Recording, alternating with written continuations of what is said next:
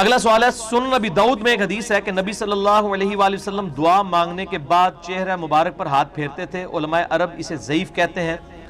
اور چہرے پر ہاتھ پھیرنے کو بدعت بھی کہتے ہیں، اس حوالے سے آپ کا کیا موقف ہے؟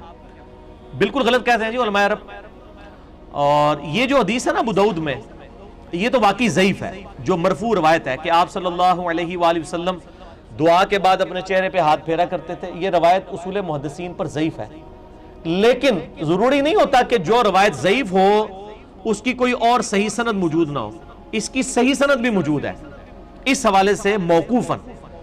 امام بخاری کی کتاب ہے الادب المفرد، آداب کی کتاب، اس میں انٹرنیشنل نمبر کے مطابق 609 نمبر روایت ہے۔ یہ بھی اکثر لوگ پوچھتے ہیں اس لیے مجھے زبانی یاد ہے کہ عبداللہ بن عمر رضی اللہ تعالیٰ عنہ اور عبداللہ ابن زبیر رضی اللہ تعالیٰ عنہ ورضی اللہ عنہم اجمعین یہ دعا کے بعد چہرے پہ ہاتھ پھیرا کرتے تھے۔ تو جب دو صحابہ سے ثابت ہوگی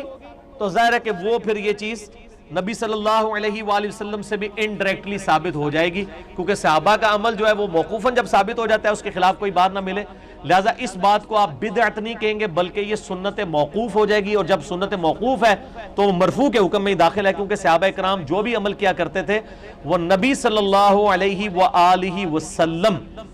کی تعلیم فرمانے سے ہی کیا کرتے تھے۔ ٹھیک ہو گیا جی؟ اور میں آپ کو اس کے اوپر ایک مزے کی بات بتاؤں کہ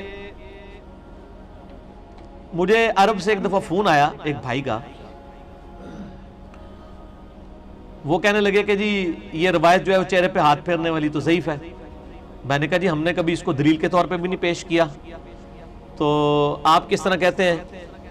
کہ چہرے پہ ہاتھ پھیرنا بدعت ہے؟ انہوں نے کہا جی ہمارے استاد ہیں عرب کے نا، وہ کہتے ہیں۔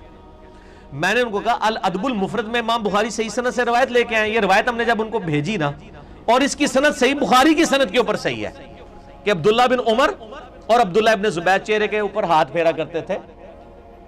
دعا مانگنے کے بعد۔ اب آپ اس بندے کی تعصب دیکھیں، اس نے اس حدیث میں ایک راوی کے اوپر جرح کر دی کہ یہ راوی صحیح نہیں ہے، حالانکہ وہ بخاری کا راوی تھا، اور اس راوی سے اسی سند کے اوپر بخاری میں حدیثیں موجود تھیں۔ میں نے اس کو پھر 12 حدیثیں صحیح بخاری سے بھیجی اسی سند پہ جو الادب المفرد کی سند تھی۔ ہمارے لیے کو مسئلہ ہے، مکتبۃ الشاملہ میں ڈالا، وہ 12 سندیں کھل گئیں، اس نے پرنٹ آؤٹ نکال کے علامہ صاحب کے سامنے رکھا، وہ کہنا یہ ایک اور تو انہوں پیج ہے، ہاں یہ انجینئر اللہ نے ایک چھوڑیا ہوا ہے سب کانٹیننٹ، ٹھیک ہے نا جی، انجینئرنگ کرنے واسطے۔ ان کا جی وہ انجینئر صاحب کہتے ہیں یہ 12 حدیثیں بخاری کی، یہ بھی ضعیف کہو۔ پھر اب بخاری کو کون ضعیف کہہ سکتے ہیں؟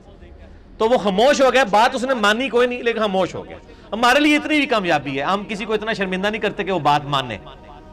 کیونکہ جب تک ہماری داڑھی سفید نہیں ہو جاتی اور ہم ان کے بزرگوں پہ ایمان نہیں لے آتے، صرف داڑھی سفید ہونے سے بھی نہیں بات چلے گی،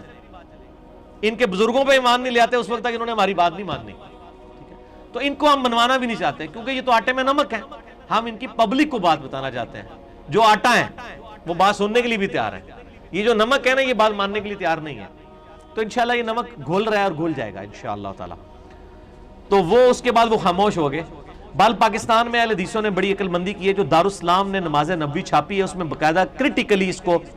یعنی لکھا ہے کہ یہ سنت ہے، چہرے پہ ہاتھ پھیرنا بدعت نہیں ہے، صحابہ کی سنت ہے۔